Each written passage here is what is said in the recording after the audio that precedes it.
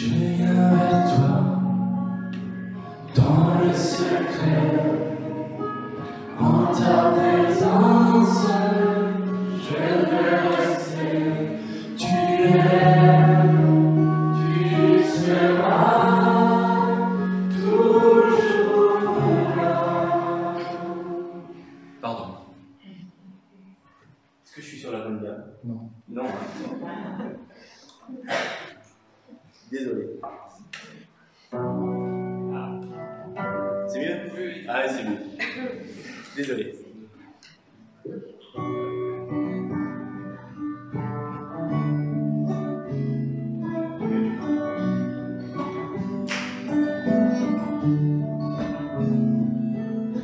Je viens vers toi, dans le secret, en ta présence, je veux rester. Tu es, tu seras toujours là.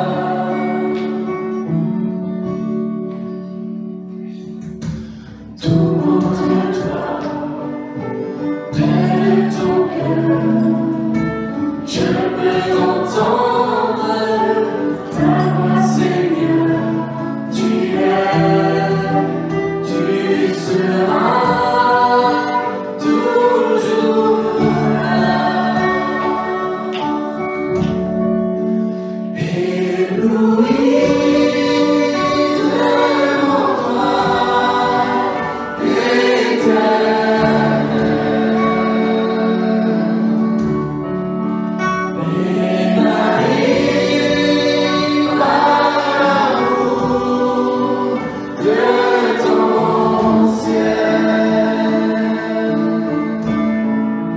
Je suis là à tes pieds, je viens t'adorer, je désire habiter près de toi.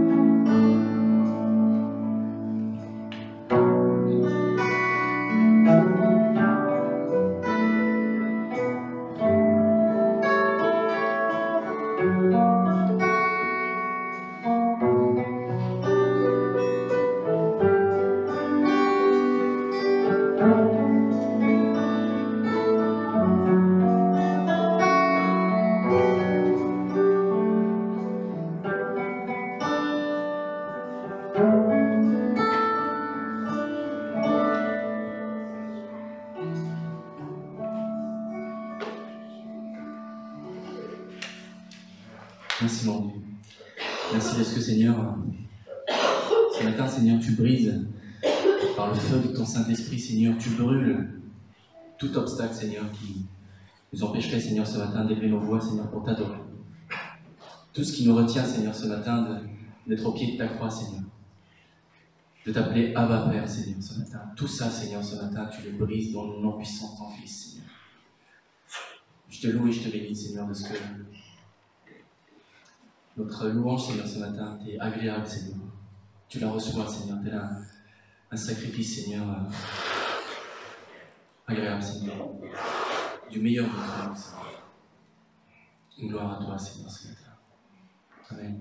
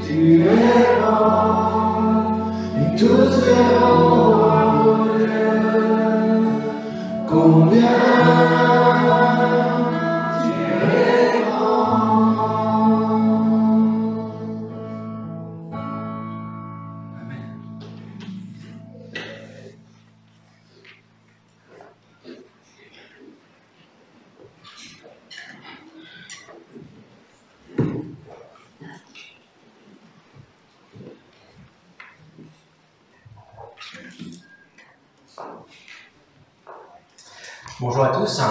Est-ce que vous croyez qu'il est grand? Yes? Bon, super. Moi aussi. C'est pour ça qu'on est là ce matin. En tout cas, ça fait vraiment plaisir de... Je vais mettre le masque là. Hop. Ça fait vraiment plaisir de vous revoir ce matin. C'est vraiment un plaisir. Moi, j'adore venir le dimanche matin à l'église et puis revoir plein de gens que j'aime. Alors, on a beaucoup de visiteurs ce matin et on vous souhaite la bienvenue. Il y en a qui viennent de Marseille-Raoul, Laval, il y en a qui viennent de la Mayenne, il y en a qui viennent un peu partout. Il y a même la Belgique qui est là, donc et en tout cas, bienvenue à tous.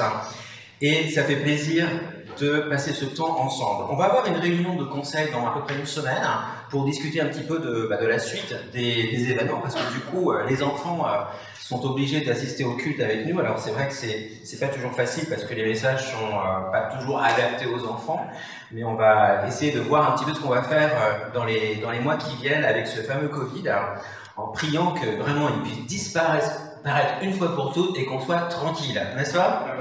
Ah, super. Bon, en tout cas, vous êtes réveillés. Merci au groupe de louanges qui nous a fait partager ce moment. Je vais prier et puis on va étudier le livre, le 3e chapitre du livre d'Éphésiens.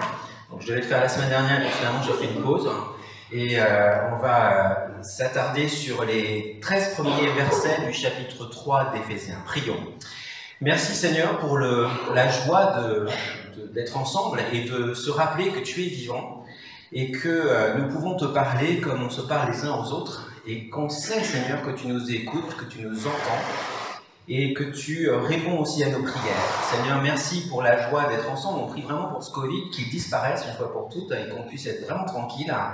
En même temps, Seigneur, dans l'attente, aide-nous à nous adapter, à ne pas nous plaindre en permanence, mais surtout, derrière nos masques, eh bien, avoir le plaisir en tout cas de se revoir et de s'encourager les uns les autres pendant que tu nous permets de nous réunir ce dimanche. On prie vraiment Pour tous ceux aussi qui n'ont pas pu venir, que tu les bénisses, que tu les protèges, que tu les encourages par ta parole.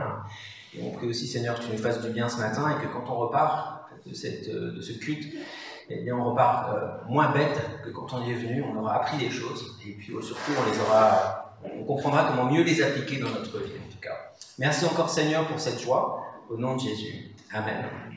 Je ne suis pas en train de dire que vous êtes bête, hein.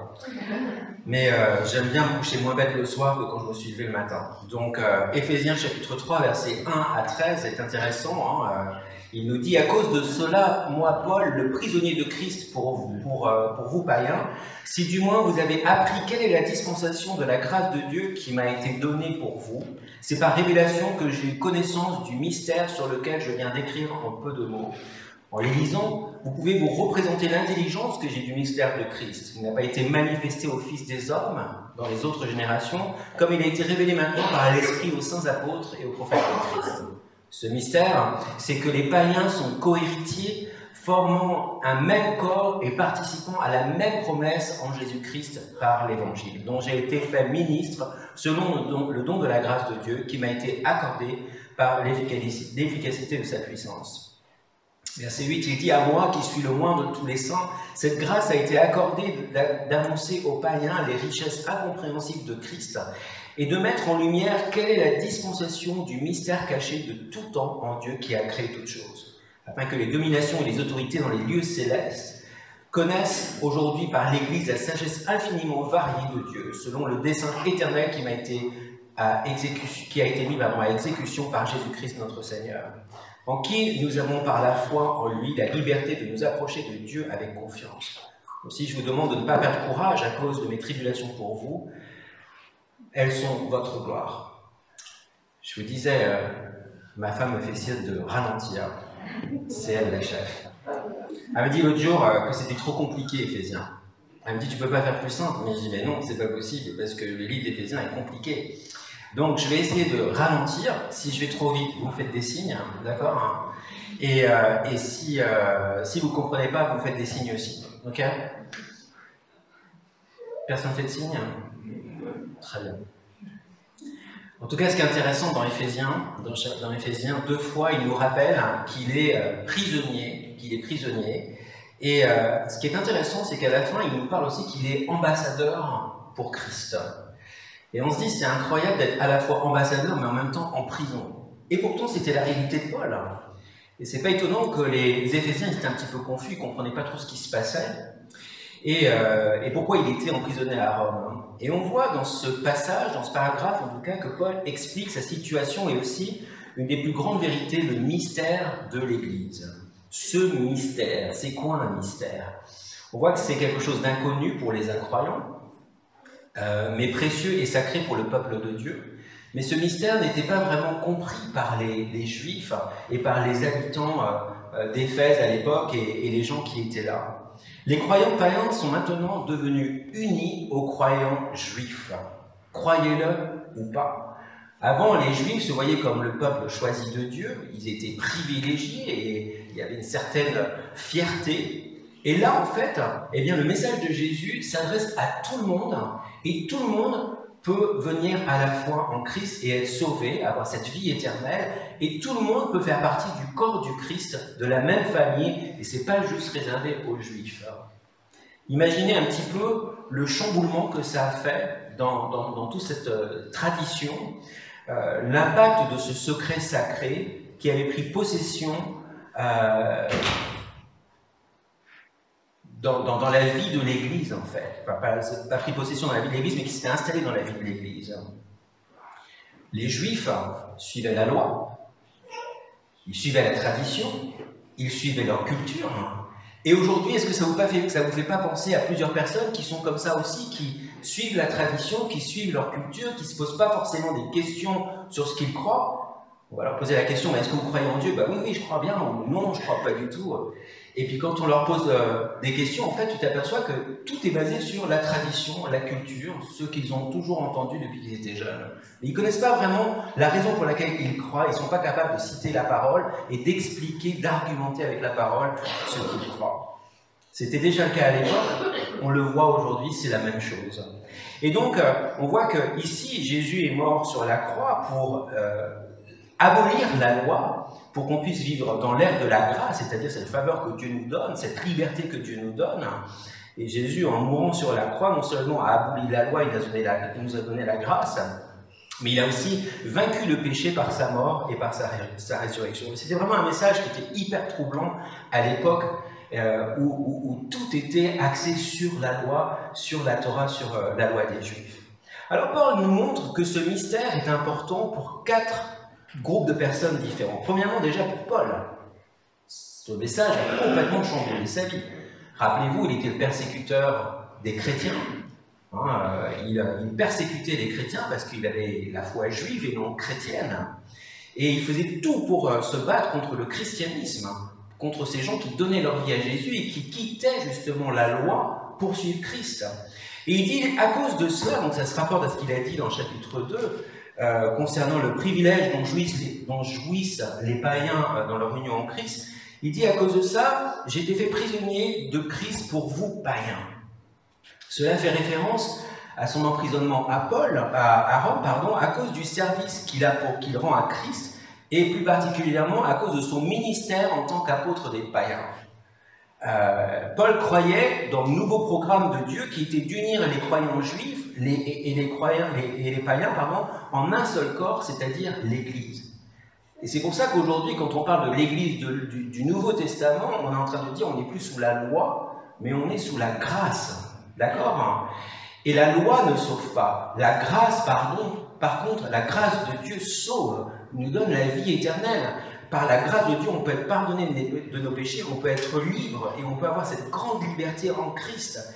Et c'était donc une pensée qui était complètement révolutionnaire. Imaginez aujourd'hui, vous sortez de notre église et vous allez professer autre chose que ce que l'on croit. Il y a beaucoup de gens qui vont se révolter contre vous. Il y a beaucoup de gens qui vont dire, mais qu'est-ce que tu racontes? Tu es en train de divaguer, tu es en train de raconter des mensonges, tu es en train de sortir de la foi, notre foi, celle à laquelle on tient tellement. Et imaginez Paul, qui était le chef des Juifs en quelque sorte, et qui commence à raconter autre chose que le message de la loi. À sa conversion, Paul était le leader des Juifs, et par la providence de Dieu, eh bien, il a commencé son ministère dans une église locale à Antioche, où justement il y avait Juifs et non-Juifs. Et quand il y a eu le concile à Jérusalem pour déterminer le statut des païens devenant croyants, parce que c'est vrai qu'ils étaient rejetés, ces païens, on les considérait comme des chiens en fait. On leur parlait pas. J'avais dit l'autre jour, c'est quand on parlait des païens, c'était comme si on disait sale arabe ou sale je sais pas quoi, ou vous voyez ce que je veux dire, hein? Sale français ou mais c'est exactement la même connotation. Exactement la même connotation. Et donc ici, Paul, il prend vraiment la défense des païens. De ces gens qui étaient comme des chiens, qui étaient rejetés par la société parce qu'ils ne rentraient pas dans le moule. Ça vous fait penser à des choses qu'on vit aujourd'hui? Et donc il a courageusement défendu la grâce de Dieu et l'unité de l'Église. Et Paul se sentait vraiment appelé dès le début à apporter l'Évangile aux non-juifs. Et là où Paul exerçait son ministère, il fondait des églises locales composées de juifs et de non-juifs, et les gens se convertissaient à l'Évangile.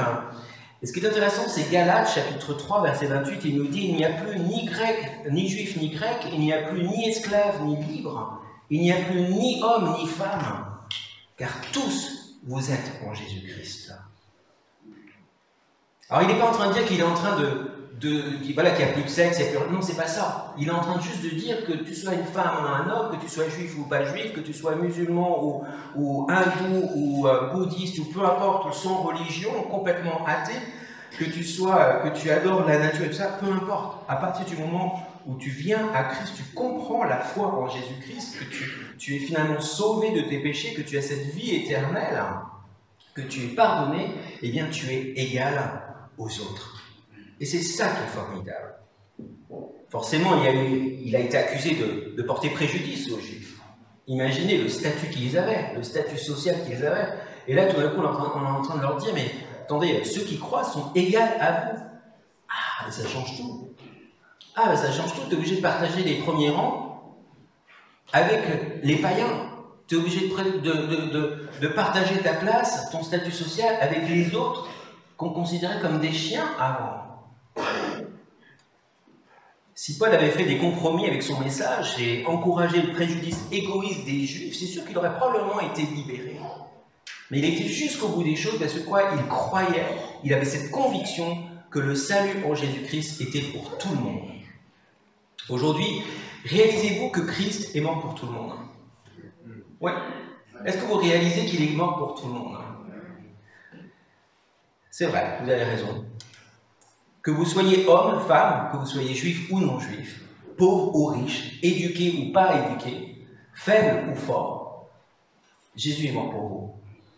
Et vous pouvez être pardonné de vos péchés, et vous pouvez être libre, et vous pouvez avoir la vie éternelle, et vous pouvez vivre cette vie en abondance. Je ne dis pas forcément que je suis pasteur à tout le monde dès que je les rencontre, parce que je fais peur à beaucoup de gens en fait. Donc je les laisse venir, et puis on discute, et puis voilà. Mais c'est intéressant d'entendre ce qu'on a pu dire sur cette église par exemple. Quand je suis arrivé il y a 6 ans, vous savez que cette église était connue comme une église africaine. Il y a combien d'Africains ici? Levez la main, n'ayez pas honte. 1, 2, 3, 4, 5, 6, 7, 8. 8. 9. 9 Africains. Et on est combien? On ne va pas compter. Et donc, en fait, des fois, quand je parlais avec des gens de la ville, ils disaient, bah oui, mais vous, t'es pasteur d'une église... Ah oui, l'église africaine. Eh ben, vous avez pas l'air... Tout le monde n'a pas l'air africain ici. Hein. À moins que vous ayez vachement blanchi, mais tout le monde n'a pas l'air africain. Ah oui, mais l'église... Ah oui, bah, c'est les gens qui ont des problèmes dans votre église. Vous recevez beaucoup de gens qui ont des problèmes dans votre église. Hein. Il y en a combien qui ont des problèmes? Levez la main. Allez, Fayot. Ce soit les Fayot, alors, il y en a beaucoup qui sont hypocrites. Hein. Il y a des gens qui ont des problèmes. Heureusement qu'il n'y a pas que des gens qui ont des problèmes et qui croient en Jésus-Christ, n'est-ce pas? Ah, c'est pour les faibles. Alors j'aime bien répondre, bah oui, c'est vrai que c'est pour les faibles. On a reconnu qu'on était faibles, on avait besoin de Jésus pour nous aider, quoi. Et ça, c'est une réalité. Des fois, on dit, ah oui, les églises protestantes, c'est des églises riches. Ah oui, c'est pour les riches. Il y a combien de gens qui sont riches ici? Levez la main. Je prends les noms. Julia, tu prends les noms? Il y a Delphine. Et vous voyez où je veux aller? C'est-à-dire que si on se fie à des cultures, à notre culture, à des a priori, des choses comme ça, mais on va nulle part, quoi. On va nulle part. Aujourd'hui, il faut comprendre que Christ est mort pour tout le monde. Pour tout le monde. Et est-ce que vous êtes convaincus de cela? Il n'y a plus de classe, il n'y a plus de caste, il n'y a plus de différence. Paul s'est battu justement pour ça, pour l'égalité de tous face au message de l'Évangile. Et merci Seigneur que Jésus n'est pas juste réservé aux Africains, aux faibles, aux riches, mais qu'il est pour tout le monde. Et c'est ça qui fait la grande diversité dans nos églises. Et une chose que j'aime dans notre église, c'est justement la possibilité de voir des gens qui viennent de tous horizons. On n'a même pas compté les différentes nationalités, en comprenant dans ça les Bretons. Mais quand on voit toutes les nationalités que l'église rassemble, c'est extraordinaire. Et je me dis, il n'y a que Dieu qui peut faire ce genre de choses. Et en plus, permettre qu'on s'entende malgré nos différences. Christ est mort pour tous. Dans le verset 2, il nous dit « Si du moins vous avez appris quelle est la dispensation de la grâce de Dieu qui m'a été donnée pour vous. » Paul nous donne l'impression que ses auditeurs ne savaient pas vraiment pourquoi il était emprisonné. Et quelle était vraiment sa mission parmi les païens. Et pourtant, il dit, quand il dit « si hein, », ce « si » signifie souvent « puisque ». On peut imaginer quand même qu'il savait pourquoi il était en prison. Parce que ça se faisait connaître. Enfin, je veux dire, quand il a été mis en prison, lui qui était juif, né de juif, circoncis le 8e jour, qui a été formé parmi les grands de son monde à l'époque, je pense qu'il savait pourquoi il était emprisonné. Et il dit, puisque justement la grâce de Dieu qui m'a été confiée, qu'est-ce qu'il veut dire ici? C'est qu'il est en train de dire que Dieu lui a demandé de gérer, d'administrer ses affaires. Paul était en quelque sorte le gérant des affaires de Dieu. Il était appelé à mettre en évidence, à proclamer la vérité, non seulement celle du salut en Jésus-Christ, mais le fait que tout le monde était égal en Christ, qu'on soit juif ou païen. Et ensemble, ils composaient l'Église du Nouveau Testament. C'était une gérance à triple sens. Non seulement c'était une faveur qui était imméritée, personne ne mérite le salut en Jésus-Christ. Personne ne méritait que Jésus meure pour ses péchés. Malgré tout, il l'a fait. Le message portait sur la bonté imméritée de Dieu, cette bonté que Dieu a fait en nous donnant Jésus, le seul Fils qu'il avait, qui est mort sur la croix, qu'on ne méritait pas, il l'a fait pour nous. Pourquoi? Parce qu'il nous aimait, parce qu'il voulait que, justement, on soit libre. Et quand on pense aux païens, ils ne méritaient certainement pas cette bonne nouvelle non plus, et une telle faveur. On voit dans les versets 3 et 4 qu'il est écrit, car c'est par révélation que j'ai eu connaissance du mystère sur lequel je viens d'écrire en peu de mots. En les lisant, vous pouvez vous représenter l'intelligence que j'ai du mystère de Christ. Paul n'avait pas appris et compris ce mystère par lui-même. Il ne se voyait pas comme quelqu'un de tellement intelligent que, paf, il comprenait le mystère de Dieu. Il ne l'a pas découvert non plus par ses découvertes, il n'a pas non plus découvert le mystère et compris le mystère de Christ par ses propres raisonnements, par son intelligence, comme je disais tout à l'heure, ou par quelqu'un d'autre. Il nous dit en fait, c'est par révélation divine. Le Saint-Esprit qui est entré en lui, lui a fait connaître les choses de Dieu. Et Dieu avait fait miraculeusement connaître à Paul quel était son plan pour l'Église, composé de juifs, composé de païens, convertis. Et il lui avait donné cette intelligence. Ce mystère était un secret sacré, inconnu auparavant, mais là, en tout cas, il se révèle. Puis dans le verset 5, il nous dit, il n'a pas été manifesté aux fils des hommes dans les autres générations, comme il a été révélé maintenant par l'Esprit aux saints apôtres et aux prophètes de Christ. Ici, Paul explique en quoi consiste ce mystère. Cette vérité ne peut être révélée que par l'Esprit de Dieu. Aujourd'hui, les gens qui ne connaissent pas Dieu, qui ne lisent pas la Bible et qui n'ont pas cette relation personnelle avec Dieu ne connaissent pas ce mystère.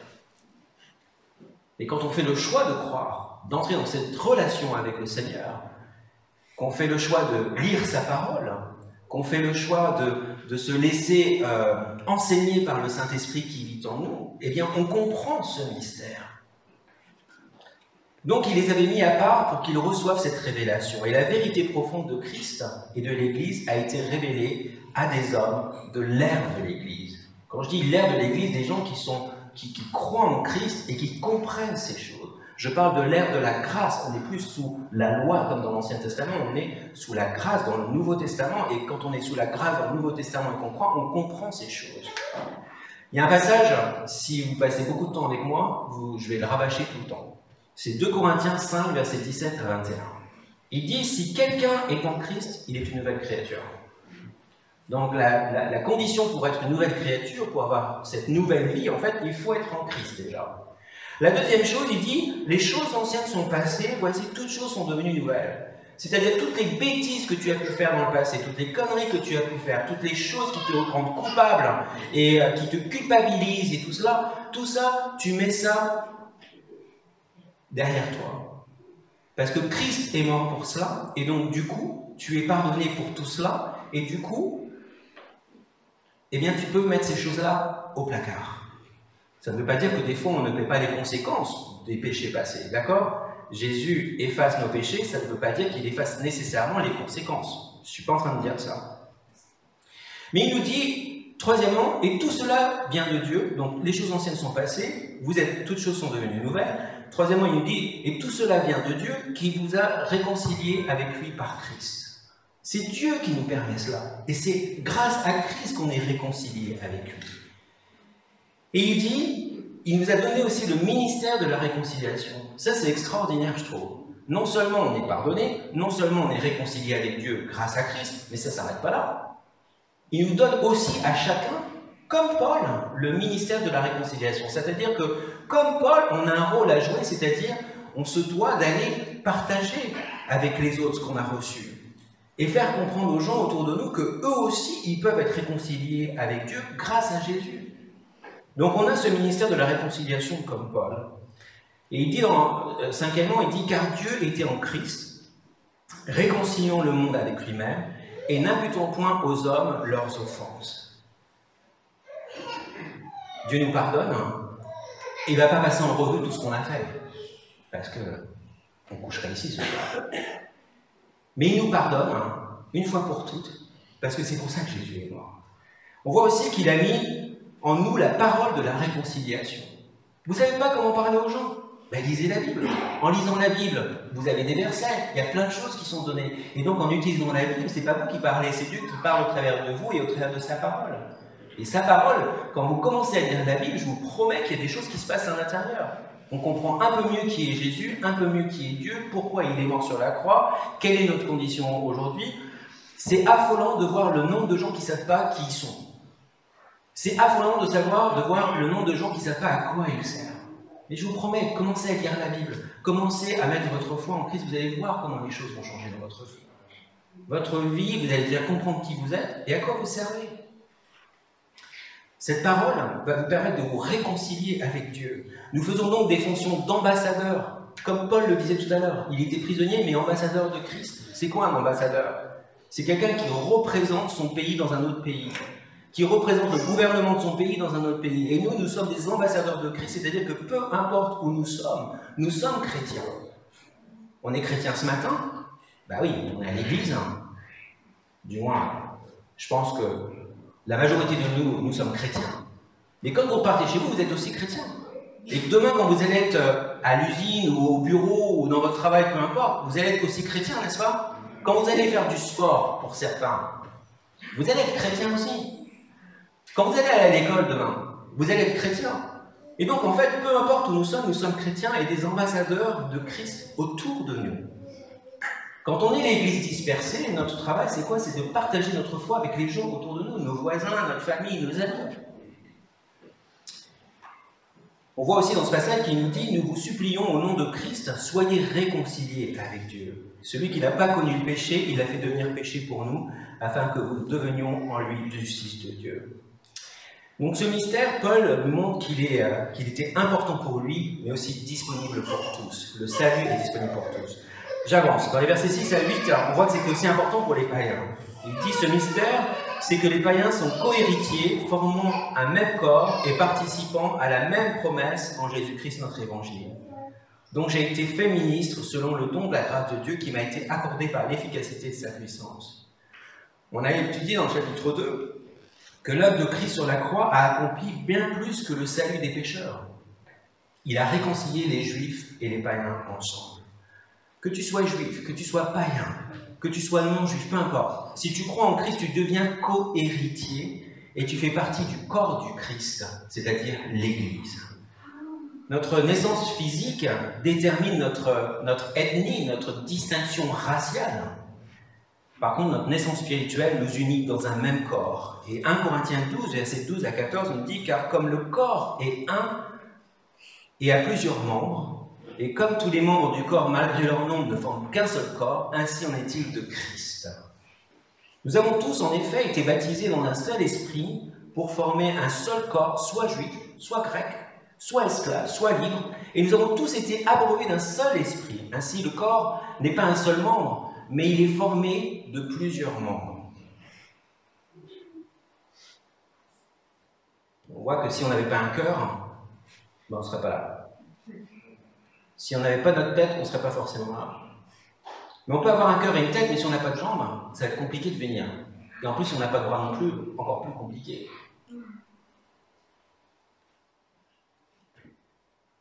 Et donc, on s'aperçoit que dans un seul corps, il y a plusieurs choses qui fonctionnent. Et toutes sont utiles, toutes sont à leur place.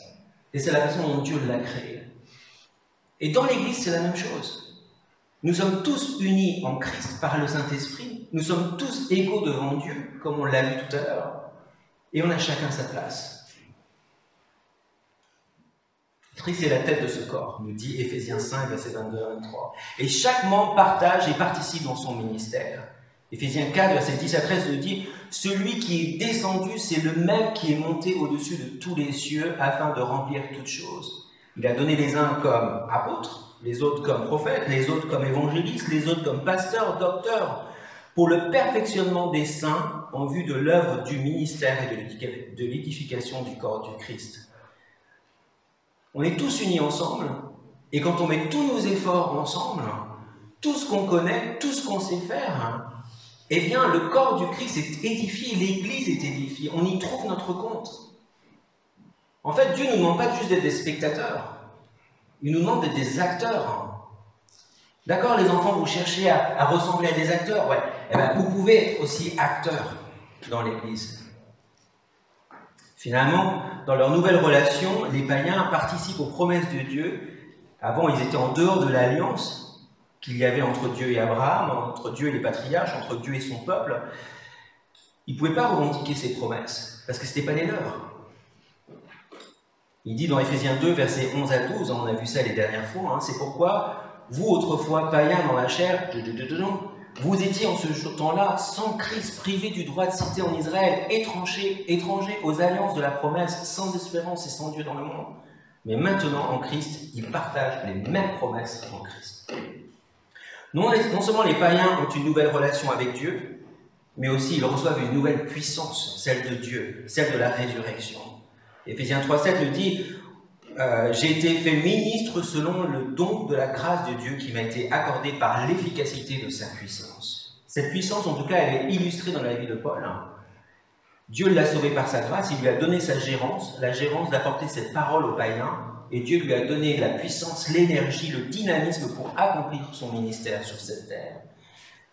Éphésiens 3,20 nous dit « Or, à celui qui peut faire, par la puissance qui agit en nous, infiniment au-delà de tout ce que nous demandons et pensons. » Vous voyez, des fois, on se dit « Mais la vie, c'est costaud, quoi. Les choses qu'on doit faire, c'est costaud. Les choses auxquelles on doit faire face, c'est costaud. » Et des fois, on a ce sentiment à l'intérieur de nous que Dieu nous demande de faire quelque chose qui semble tellement impossible. Et pourtant, ce passage nous dit « Or, à celui qui peut faire par la puissance qui agit en nous. » Pour avoir cette puissance qui agit en nous, il faut déjà avoir Christ en nous, il faut déjà croire en lui. Mais quand on a Christ en nous, on a cette puissance en nous et il peut faire au-delà de tout ce que nous demandons et pensons. Est-ce que vous croyez cela? Yes? Éphésiens 4,16 nous dit « C'est de lui et grâce à tous les liens de son assistance que tout le corps, bien coordonné et formant un solide assemblage, tire son accroissement selon la force qui convient à chacune de ses parties et s'édifie lui-même dans la charité. » Les nouvelles richesses sont disponibles dans la vie des païens. Verset 8 nous dit « À moi qui suis le moindre de tous les saints, cette grâce a été accordée d'annoncer aux païens les richesses incompréhensibles de Christ. » Vous voyez, tout à l'heure, je blaguais par rapport aux gens qui disent « Ah oui, mais l'Église, la foi, c'est pour les faibles. » La foi, c'est pour les faibles. Ok, je le crois. Pour avoir vécu suffisamment, j'ai pratiquement 50 balais, bientôt, et pour avoir vécu quand même beaucoup de choses dans ma vie, avoir vécu à l'étranger, avoir travaillé dans les affaires et tout cela, j'ai vécu quand même pas mal de choses. Je ne suis pas né d'hier. Et je me souviens tellement de moments où je me sentais tellement fort et que Dieu, j'en avais franchement pas besoin. Effectivement, je pouvais dire, bah, Dieu c'est pour les faibles. Mais c'est amusant de voir comment on ne peut pas forcément contrôler son destin. On ne peut pas forcément contrôler tout ce qui nous arrive. On peut contrôler la façon dont on réagit aux choses, la façon dont on pense, les décisions. Mais malheureusement, on ne maîtrise pas tout dans la vie. Et il y a des moments où on se sent super fort, et il y a des moments où on se sent un peu moins fort. Il y a des moments où on pense qu'on peut tout contrôler, on peut s'appuyer sur nos propres forces, sur notre intelligence, et puis il y a des moments où on ne contrôle plus rien, et tout dérape, tout part dans tous les sens. Alors oui, je veux dire, effectivement, Christ est pour les faibles. Parce que ces gens, des fois, qui se moquent, ils disent « Ah, moi, j'ai pas besoin de Dieu, je suis fort. » Attends juste un petit peu. C'est marrant parce qu'un jour, je pense que tu vas certainement mourir comme tout le monde. Tu vas te retrouver devant cette destinée que tu ne peux absolument pas changer, parce que vous savez qu'on va tous mourir. Ça, on peut parier là-dessus.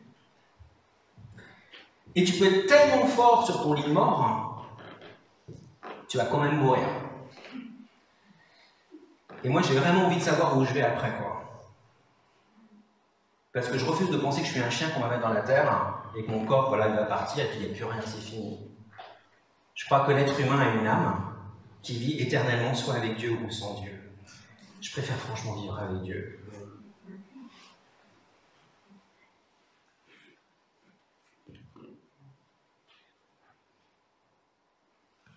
Alors, ce qui est intéressant pour Paul, il faut connaître l'histoire de Paul. Je pense que je vais arrêter là parce qu'en fait, je parle trop. Mais en fait, je voudrais me concentrer là-dessus quand même. Ce qui est intéressant, Paul, il dit quand on connaît l'histoire de Paul, c'était un peu, si je peux comparer, la personnalité publique. Comme j'ai dit, juif, né de juif, son pédigré était impeccable, rien à redire. Il avait un pouvoir, une puissance. Et un jour, il rencontre Jésus et tout se chamboule dans sa vie. Tout ce qu'il croyait être la vérité, il s'aperçoit que ce n'était pas la vérité, que c'était juste la tradition, la loi. Et ce que j'aime dans ce passage, il dit, cette grâce m'a été accordée, d'annoncer aux païens les richesses incompréhensibles de Christ. Et il dit juste avant, moi qui suis le moindre de tous les saints. Sachez que dans plusieurs passages de la Bible, il dit effectivement qu'il n'est rien du tout, quoi. Dans Acte 13, 9, il nous démontre combien il est insignifiant. Dans 1 Corinthiens 15, 9, il s'appelle le plus petit des apôtres. Dans Éphésiens 3, 8, il s'y dit qu'il est le moins de tous les saints. Plus tard, dans 1 Timothée 1, 15, il dit qu'il est quasiment le chef des pécheurs. Il dit, c'est une parole certaine et entièrement digne d'être reçue que Jésus-Christ est venu dans le monde pour sauver les pécheurs, dont je suis le premier. Comprendre la profondeur de la parole de Dieu ne donne pas à l'homme une grosse tête. Il lui donne un cœur brisé. Et peu importe qui vous êtes dans la société, peu importe. Sachez une chose, c'est que on va tous mourir un jour. Mais il y a une autre chose qui nous rend égaux, c'est qu'on a tous accès au même Christ, parce qu'il est mort pour tous. Que vous soyez noir, blanc, africain, européen, américain, asiatique, j'en ai oublié, intelligent, pas intelligent, instruit, pas instruit, peu importe, riche ou pauvre, Jésus est mort pour tous. Je suis désolé, vous pouvez dire tout ce que vous voulez. À un moment, vous ferez face à Dieu et il y aura des comptes à rendre. Personne ne peut y échapper. Peu importe votre croyance ou votre incroyance, mais à un moment, vous ferez face à cette réalité. Il dit que c'était important pour les anges de comprendre cela. C'est important aussi pour les chrétiens aujourd'hui. Il dit un verset 11, selon le dessein éternel qu'il a mis à exécution par Jésus-Christ notre Seigneur, en qui nous avons par la foi en lui la liberté de nous approcher de Dieu avec confiance. J'ai expliqué à quelqu'un cette semaine que dans l'Ancien Testament, les Juifs, pour être pardonnés, il fallait qu'ils fassent des offrandes. Mais les offrandes, ce n'était pas eux qui les faisaient eux-mêmes. C'est-à-dire qu'il fallait qu'ils passent par un prêtre sacrificateur qui, lui, allait dans le Saint des Saints, qui avait ce contact avec Dieu, tout cela. Mais eux, ils ne pouvaient pas avoir accès à Dieu directement comme ça. Quand Jésus est mort sur la croix, le voile s'est complètement déchiré de haut en bas. Et donc avant, il y avait que le prêtre sacrificateur qui pouvait accéder à Dieu. Tout comme aujourd'hui, des fois, on va voir quelqu'un pour se faire pardonner, parce qu'on pense que cette personne a une vertu spéciale pour pardonner nos péchés. Mais quand Jésus est mort sur la croix, qu'est-ce qui s'est passé? Il y a eu un tremblement de terre, les ténèbres. Le voile s'est déchiré. Et quand le voile s'est déchiré, il a donné à chacun de nous accès directement à Dieu. Plus besoin de passer par quelqu'un. Plus besoin. Ne venez pas me voir pour confesser vos péchés, je ne peux rien faire pour vous. Je peux vous aider par contre à aller directement parler à Dieu. Lui seul, au travers de Jésus-Christ, peut vous réconcilier avec lui. et vous donner cette liberté. Est-ce que vous croyez ça?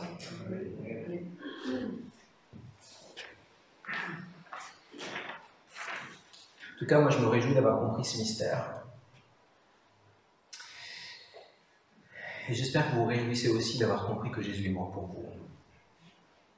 Et que vous pouvez trouver en lui le pardon de vos péchés. Et que vous n'avez plus à vivre dans la culpabilité, mais dans la liberté. Et que vous pouvez trouver le salut de votre âme, cette nouvelle naissance, la vie éternelle. Je trouve qu'il n'y a rien de pire d'arriver sur son lit de mort, de savoir qu'on va mourir, et de ne pas savoir où on va après. C'est terrible, non? Mais quand on sait où on va, on a la paix par rapport à la mort. Parce qu'on sait qu'on va se retrouver dans la présence de Dieu immédiatement. Prions. Merci Seigneur pour l'explication de ce mystère, que non seulement effectivement le salut de notre âme existe, et qu'on l'obtient seulement par Jésus-Christ. Et tu dis dans ta parole que voilà, toutes choses anciennes sont passées, toutes choses sont devenues nouvelles, nous sommes de nouvelles créatures. Et tu nous as donné ce ministère, tu nous as réconciliés avec le Père grâce à Christ, mais nous avons aussi ce ministère de la réconciliation. Et Seigneur, je suis reconnaissant de savoir que j'ai pas besoin d'être riche, j'ai pas besoin d'être pauvre, j'ai pas besoin d'être blanc ou noir, j'ai pas besoin d'être instruit ou de pas être instruit, j'ai pas besoin d'avoir une Bible ou de pas en avoir pour être sauvé et pour avoir cette vie éternelle. Je suis heureux, Seigneur, que grâce à Christ qui est mort sur la croix, eh bien, tout le monde peut avoir accès à cela. Plus besoin de passer par quelqu'un. Il suffit tout simplement de croire par la foi. C'est une grâce, une faveur que tu nous donnes. Et c'est quelque chose de formidable de savoir qu'on est pardonné.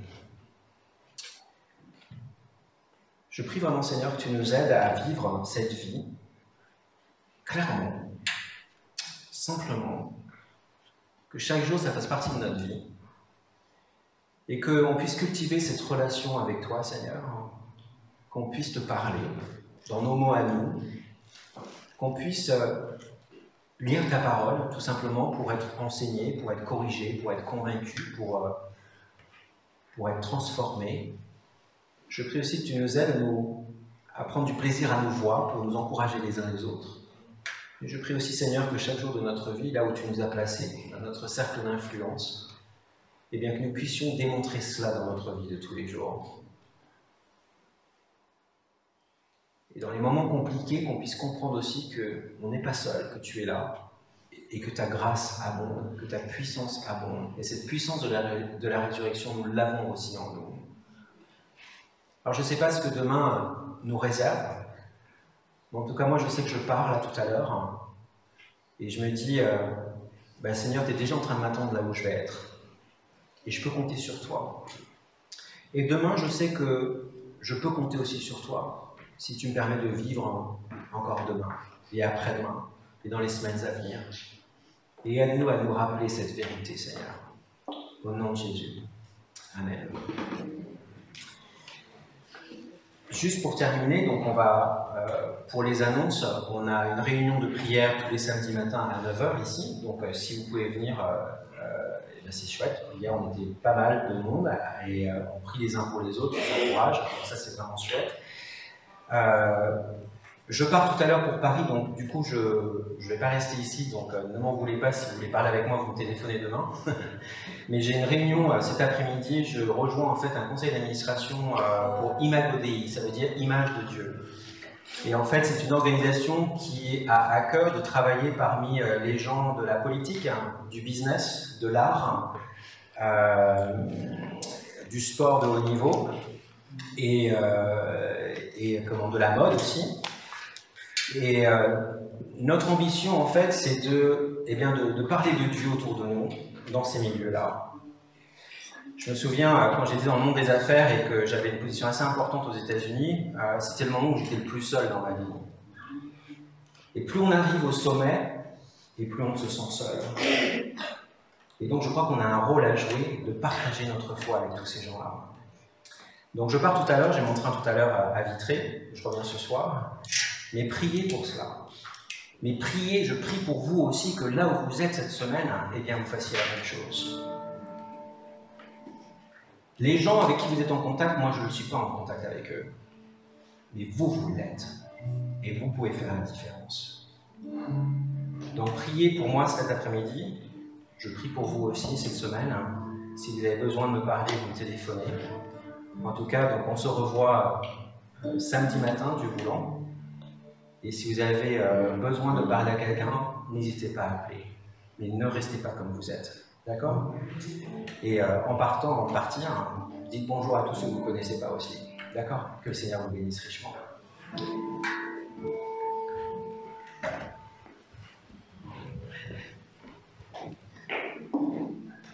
Alors, je vous invite à chanter un dernier chant avec nous. Quand vous allez nous quitter, les sorties sont par ici. Évitez de repartir dans l'autre sens. Vous avez des corbeilles, parce qu'on ne peut pas les faire passer non plus à cause du Covid. Donc vous avez des corbeilles pour, juste avant de sortir. Donc soyez généreux. Ne me retenez pas, surtout pas. Voilà. Donc, et je vous invite donc à chanter un dernier chant avec nous. Vous pouvez rester assis si ça vous va bien, il n'y a pas de problème. Hein, Jean-Claude?